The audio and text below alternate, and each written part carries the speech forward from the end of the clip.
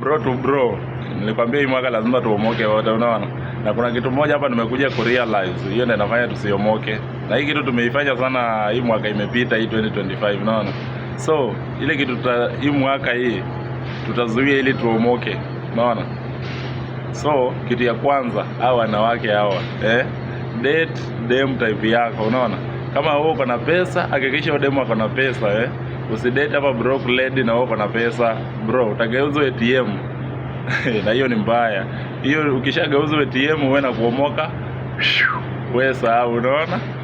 Ukidate dem ako na pesa na wewe uko na pesa, hata kama ni kidogo, si lazima ati yakuwe na mingi sana hata mnatosha, lakini ni ule ako na yake, anaweza jisaidia mwenyewe. Unajua hizo vitu ndogo ndogo hizo za kuomba si credit, hizo vitu zinamaliza pesa.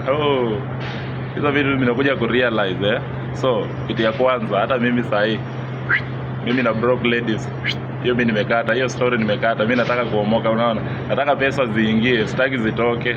Na kama zinatoka ile ya faida, Si ati na spend na wewe leo, kesho umeniacha, umeenda kwa mtu mwingine. Unaona hiyo maneno kweli? Sasa wewe na kuomoka unasahau hiyo vitu ulispend, yeye ameenda nazo tena anaenda kwa mwingine, unaona? Hiyo mambo achana nayo. Tafuta mtu mwenye mnaendana, Akuwe na pesa, uko na pesa basi. Wewe na kuomoka mko hivi. Singapo tunaona wote. So acha nitafute number 2, nitakuja naye. Hii ni number 1.